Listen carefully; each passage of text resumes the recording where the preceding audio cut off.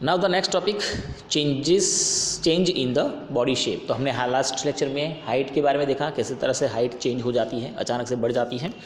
Body shape में देखें तो you have notice that boys in your class have broader shoulders and wider chest then boys in junior classes. बच्चे जब जैसे बड़े होते जाएंगे एडोलेंस में, उनकी जो चेस्ट है वो ब्रॉड होती जाएगी, शोल्डर्स ब्रॉड होते जाएंगे, because they have entered the age of puberty when shoulders generally broaden as a result of growth. तो चेस्ट और शोल्डर्स जो हैं वो वाइडर होते जाएंगे in the boys, whereas in girls the region below the waist becomes wider. तो girls में waist से बिलो वाला जो पार्ट है वो वाइड हो जाएगा। In boys the muscles of the body grow more prominently then in the girls. Boys में मस्कुलर बॉडी बनता जाएगा, जबकि गर्ल्स जो हैं वो अभी भी सॉफ्ट फाइन डेलिकेट रहेंगे। And this changes occurring in adolescence boys are and girls are different. Boys और गर्ल्स दोनों डिफरेंटली अब डेवलप होते हैं। देखो जब छोटे होते हैं तब दोनों सिमिलर दिखाई देते हैं लेकिन जैसे जैसे बड़े होते जाएंगे उनके बॉडी शेप में अब चेंजेस आना स्टार्ट हो जाएगा। एक और कैरेक्टरिस्टिक्स में चेंजेस हैं दोस्तों, वॉइस में भी चेंज होगा। आप देखें कि छोटे बच्चे जब होते हैं, वो बच्चा या बच्ची दोनों का जो आवाज़ होता है वो बहुत थीन होगा, पतला सा वॉइस रहता है। लेकिन जैसे जैसे बच्चे बड़े होते जाएंगे, मेल में आवाज़ जो है वो थोड़ा क्रैकिंग साउंड होता जाएगा।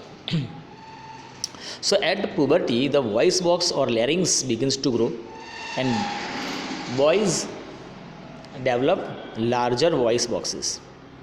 तो बॉयज़ में जो बॉयज़ के अंदर जो वॉइस बॉक्स होता है वो बड़ा होता है, जिससे उनका जो साउंड होता है, जो आवाज़ उनकी निकलती है वो क्रैकिंग साउंड होती है। So the growing voice box in boys can be seen in protruding part of the throat, which is called as Adam's apple. हमारे गले के अंदर यहाँ पर अगर आप जो फिगर में दिखाया गया है उस तरह से अगर आप देखें तो एक पोर्शन होगा जो थोड़ा बाहर बल्गिंग आउट हुआ होगा, उसको कहा जाता है एडम्स एप्पल। वो थोड़ा बड़ा होता है जिसकी वजह से आवाज़ भारी हो जाती है। But in case of the girls the larynx hardly visible from the outside because of the small size. इसलिए गर्ल्स की आवाज़ जो होती है वो पतली रहती है, लेकिन उसकी पिच जो बोलते हैं उसको हाई पिच साउंड बोलते हैं। पतली सी आवाज़ लेकिन तेज़ आवाज़ होगी। Generally girls have high pitch sound whereas boys have deep voice. Boys में आवाज़ भारी होगी लेकिन लो पिच होगी। अगर आप चीखेंगे तो आवाज़ दूर तक नहीं जाएगी, लेकिन गर्ल्स चीखेंगी तो उसकी आवाज़ दूर तक जाएगी।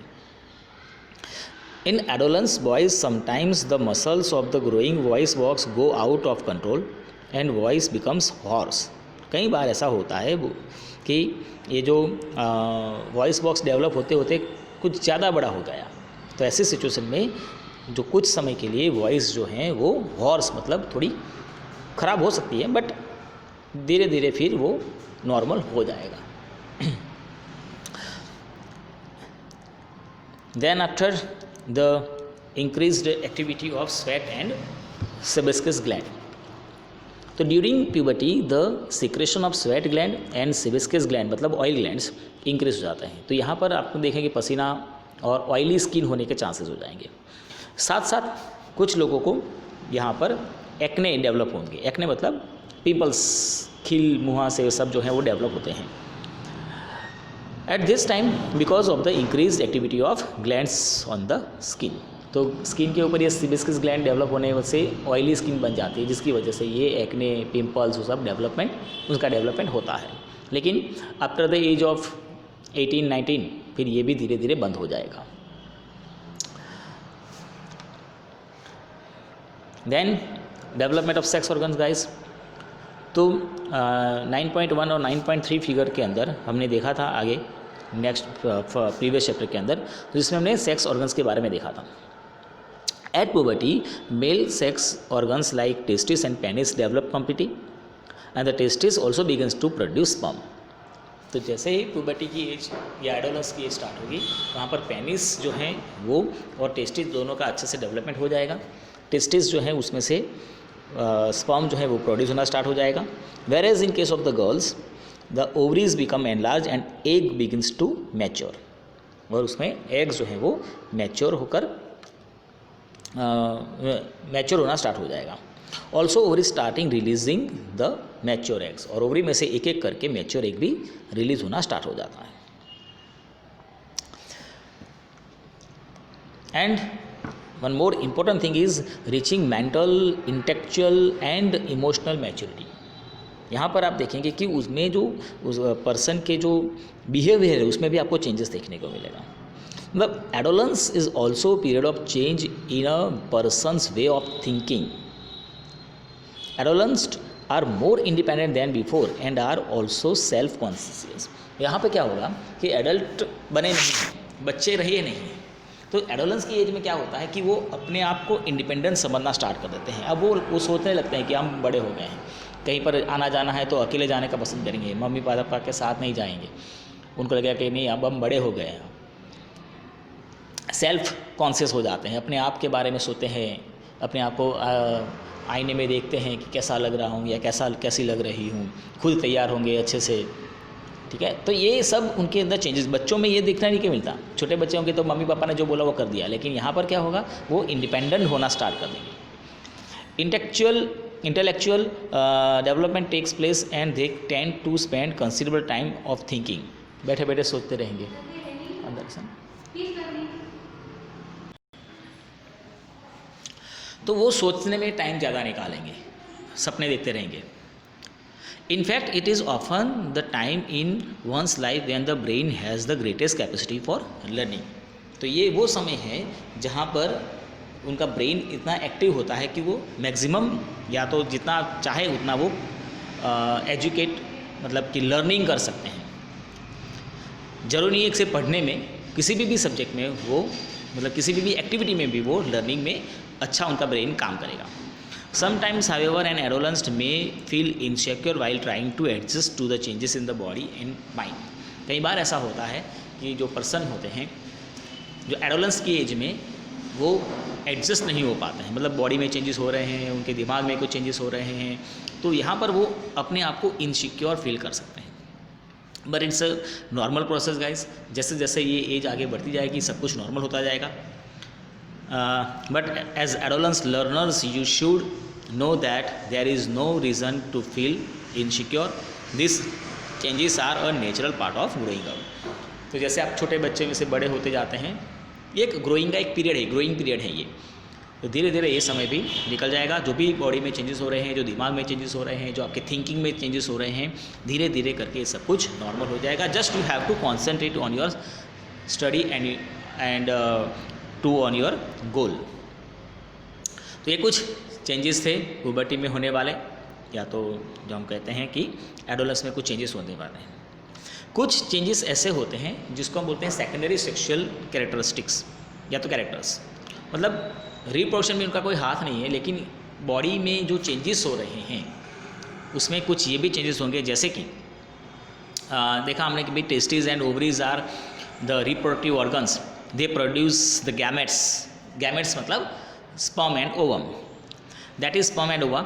इन girls breast begins to develop at puberty. Girls के अंदर ब्रेस्ट का डेवलपमेंट होगा.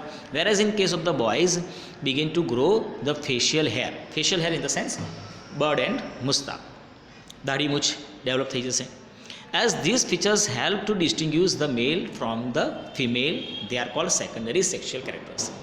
तो यहाँ से आपको पता चलेगा कि भाई सामने वाला जो पर्सन है वो मेल है कि फीमेल है, इसलिए इसको कहा जाता है secondary sexual characters. So boys also develop the hairs on their and their chest also, and in both boys and girls जो हैं दोनों में hairs also develop in underarms and the inner thighs also, which is known as pubic region. तो ये कुछ secondary changes हैं जो adolescence में दिखाई देंगे, तो जिससे बॉयज़ एंड गर्ल्स जो है वो अलग अलग दिखाई देते हैं. Second, the changes which occurs at the adolescence are control by the hormones. अब ये सारे चेंजेस जो हमने देखा, दाढ़ी मूछ के बारे में हमने बात करी, अंडर आर्म्स के बारे में बात करी, या डेवलपमेंट ऑफ ब्रेस्ट के बारे में बात करी, या डेवलपमेंट ऑफ सेक्सुअल ऑर्गन्स के बारे में बात करी, साउंड के बारे में बात करी, ये सारे जो हैं it is control by hormones. Hormones कुछ नहीं है, they are the chemicals which are present in the body. ये कुछ केमिकल्स होते हैं जिनकी ही बॉडी के ऊपर डायरेक्टली इफेक्ट होती है. So these are secretion from endocrine glands हमारे बॉडी में नर्व सिस्टम होती है, साथ साथ में एक एंडोक्राइन सिस्टम भी होती है जिसको हम बोलते हैं एंडोक्राइन सिस्टम, और उसके अंदर जो ग्लैंड्स प्रेजेंट हैं उनको कहा जाता है एंडोक्राइन ग्लैंड्स। तो एंडोक्राइन ग्लैंड्स के अंदर से हार्मोन सीक्रेट होते हैं। मेल के अंदर मेल हार्मोन्स होंगे, फीमेल के अंदर फीमेल हार्मोन्स होंगे। जो मेल हार्मोन्स हैं उसमें एक मेन है testosterone. Testosterone begins to be release by the testis.